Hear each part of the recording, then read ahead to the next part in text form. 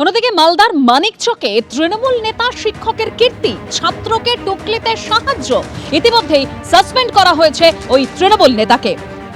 Suspend Manikchak block তৃণমূলের সাধারণ সম্পাদক সানোয়ার আলী পারভেজ। মাধ্যমিক পরীক্ষার্থীকে টুকলিতে সাহায্য করার অভিযোগ এবং সেই অভিযোগেই সাসপেন্ড করা হয়েছে ওই শিক্ষককে। মানিকচকের মথুরাপুর বিএসএস স্কুলের শিক্ষককে সাসপেন্ড করল মধ্য শিক্ষা পর্ষদ।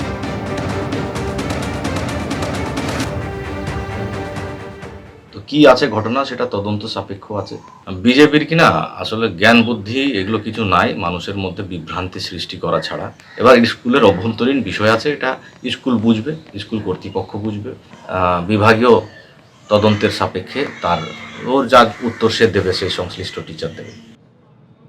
যে টিএমসির যে কোনো কর্মী থেকে শুরু করে নেতা যখনই জনগণের সেবার যে কাজ, সেই সেবার কাজে যখনই তারা থাকবেন, তারা কিন্তু সেখানে দলীয়ভাবে নিজের ঔদ্ধত্য দেখাবেন এবং ভাববেন যে পশ্চিমবঙ্গটা আমার, শিক্ষা ব্যবস্থা আমার, আমি যা খুশি তাই করতে পারি।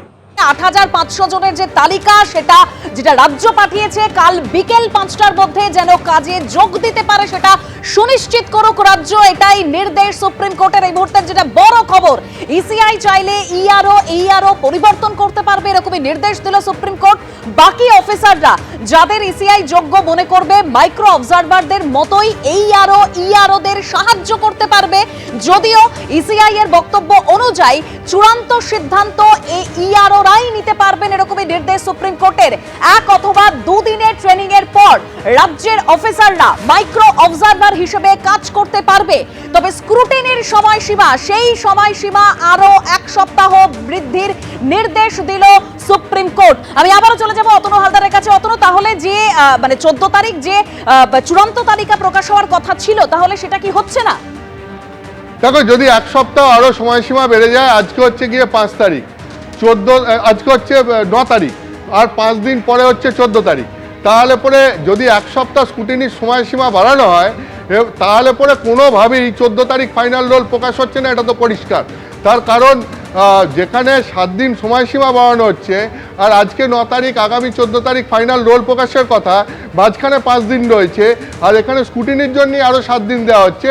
ফলে এটা পরিষ্কার যে কোনোভাবেই 14 তারিখ আর ফাইনাল রোল প্রকাশ হচ্ছে না। মানে যেহেতু পুরো প্রক্রিয়াটা 1 সপ্তাহ পিছিয়ে গেল, ফলে অন্ততপক্ষে ফাইনাল রোল প্রকাশ আরও 1 সপ্তাহ পিছিয়ে যাবে, সেটা বোঝাই যাচ্ছে। যদিও ইলেকশন কমিশন আজকে সুপ্রিম কোর্টে জানিয়েছে যে আগামী 48 ঘন্টার মধ্যে তারা পরিস্থিতি বিচার করে জানাবে যে ঠিক কবে কি হচ্ছে। তো এটা তো গেল 1। 2, আমি তোমাকে বলছি আবার পুরো অর্ডারটা সুপ্রিম কোর্টের, সেইটা আমি তোমাকে আরেকবার বলছি যে প্রথম কথা হচ্ছে, রাজ্য যে 8500 অফিসারের নাম দিয়েছে জাতীয় নির্বাচন কমিশনের হয়ে কাজ করার জন্য, সেই 8500 অফিসারকে আগামীকাল বিকেল 5টার মধ্যে রাজ্য সরকারের হয়ে নির্বাচন কমিশনকে রিপোর্ট করতে হবে। এবং নির্বাচন কমিশনের কাছে রিপোর্ট করার পর নির্বাচন কমিশন তাদের প্রশিক্ষণ দিয়ে কাজে লাগাবে। এর মধ্যে কোনো অফিসারকে যদি তারা অযোগ্য মনে করেন, তাহলে তার নাম তারা বাদ দিতে পারবেন, তার পরিবর্তে তারা অফিসার চাইতে পারবেন। আর যে সমস্ত যোগ্য অফিসাররা থাকবেন, তারা ইআরওদেরকে কাজে সাহায্য করতে পারবেন। এবং এখন থেকে মাইক্রো অবজারভাররা যেভাবে কাজে সাহায্য করছিলেন, এই অফিসাররাও সেইভাবে কাজে সাহায্য করতে পারবেন। কোনো চূড়ান্ত সিদ্ধান্ত এরা নিতে পারবেন না, অর্থাৎ মাইক্রো অবজারভাররাও কোনো চূড়ান্ত সিদ্ধান্ত নিতে পারবে না। চূড়ান্ত সিদ্ধান্ত যা নেওয়ার, সেটা শুধুমাত্র ইআরও নেবেন। এবং তার পাশাপাশি হচ্ছে যে পুরো স্কুটিনির সময়সীমা আরও 1 সপ্তাহ বাড়ানো হলো। এবং সেই সঙ্গে সঙ্গে যেটা বলা হচ্ছে যে সুপ্রিম কোর্ট আর একটা জিনিস বলেছেন প্রধান বিচারপতি, যে আমরা 19শে জানুয়ারি নির্দেশ মনে করিয়ে দিয়ে বলতে চাই, আমরা আইন শৃঙ্খলা নিশ্চিত করতে বলেছিলাম।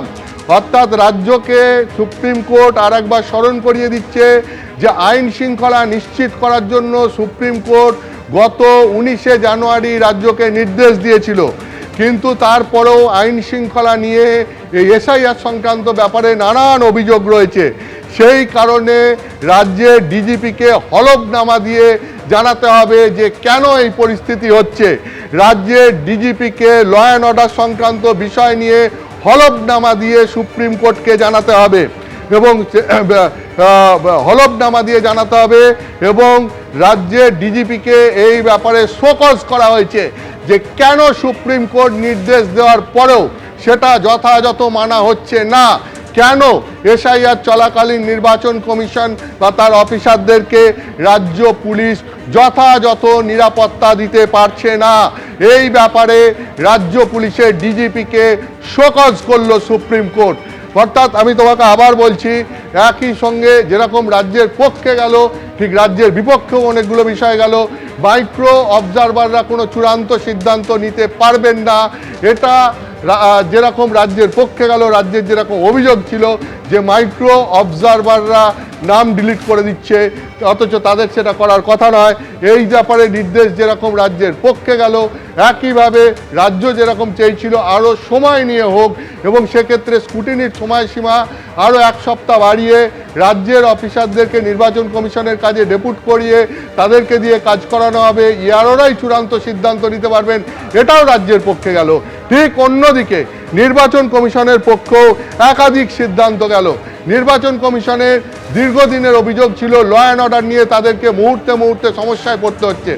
সেই ব্যাপারে আজকে রাজ্য পুলিশের ডিজিপিকে সুপ্রিম কোর্ট শোকজ করে হলফনামা জমা দিতে বলল। এটা নিঃসন্দেহে নির্বাচন কমিশনের পক্ষে গেল।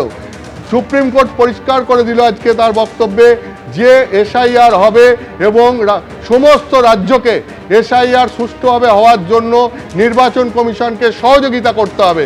এটাও নির্বাচন কমিশনের পক্ষে গেল যে রাজ্যগুলোকে এসআইআরে নির্বাচন কমিশনকে সহযোগিতা করতে হবে এবং এসআইআর হবে, এটা সুপ্রিম কোর্ট তার বক্তব্যে স্পষ্ট করে দিল। একই সঙ্গে রাজ্যের দেওয়া অফিসারদের নাম যদি নির্বাচন কমিশন মনে করে তাহলে পরে পরিবর্তন করতে পারবে, তা এটাও নির্বাচন কমিশনের পক্ষে গেল। অর্থাৎ রাজ্য যে অফিসারদের দেবে তাদের নিয়ে যাদের যাদের বিরুদ্ধে নির্বাচন কমিশনের অভিযোগ থাকবে তাদের ব্যাপারে মানে তাদের নাম নির্বাচন কমিশন বাদ দিতে পারবে, সেই সিদ্ধান্ত নির্বাচন কমিশন নিতে পারবে, এইটাও নির্বাচন কমিশনের পক্ষে গেল। অর্থাৎ একদিকে যেরকম একাধিক সিদ্ধান্ত রাজ্যের পক্ষে গেল, তেমনি ঠিক একইভাবে একদিকে বহু গুরুত্বপূর্ণ সিদ্ধান্ত নির্বাচন কমিশনের পক্ষে গেল। তো এখন এই হচ্ছে পুরো বিষয় এবং এরপর আরও পুরো অর্ডার বেরোলে পরে আরও পরিষ্কারভাবে বোঝা যাবে যে ঠিক কী গুরুত্বপূর্ণ সিদ্ধান্ত আজকে হলো। সুপ্রিম কোর্ট তার অর্ডার শিটে কী গুরুত্বপূর্ণ সিদ্ধান্তের কথা আজকে লিখছে। প্রাথমিকভাবে এখনো পর্যন্ত এইটুকুই জানা যাচ্ছে। একদম অতনু, তুমি আমাদের সঙ্গে থাকো। ঠিক যেরকম তুমি বলছিলে যে কিছু সিদ্ধান্ত রাজ্যের পক্ষে গেল, কিছু সিদ্ধান্ত অবশ্যই নির্বাচন কমিশনের পক্ষে গেল, পরবর্তীতে অর্ডার পুরোটা বেরোলে তখন আরো ভালোভাবে পরিষ্কার হবে। তবে এখনো পর্যন্ত সুপ্রিম কোর্টের যা নির্দেশ তা আপনাদের আরো একবার জানিয়ে রাখবো যে সুপ্রিম কোর্ট তার বক্তব্যটা স্পষ্টভাবে জানিয়ে দিয়েছে যে এসআইআর এ কোনো রকম বাধা দেওয়া যাবে না, এসআইআর হবেই, সেটা সব রাজ্যকে বুঝতে হবে এবং এই এসআইআর এর কাজ যাতে সুষ্ঠুভাবে সম্পন্ন হয় তার জন্য রাজ্যকে নির্বাচন কমিশনকে সহযোগিতা করতে হবে। তারই পাশাপাশি ৮৫০৫ জনের তালিকা যেটা রাজ্য দিয়েছে, কাল বিকেল ৫টার মধ্যে যেন তারা কাজে যোগ দিতে পারে সেটা সুনিশ্চিত করতে হবে রাজ্যকে। ইসিআই চাইলে এইআরও পরিবর্তন করতে পারবে, এরকমই নির্দেশ দিয়েছে সুপ্রিম কোর্ট। এবিপি আনন্দ, এগিয়ে থাকে, এগিয়ে রাখে।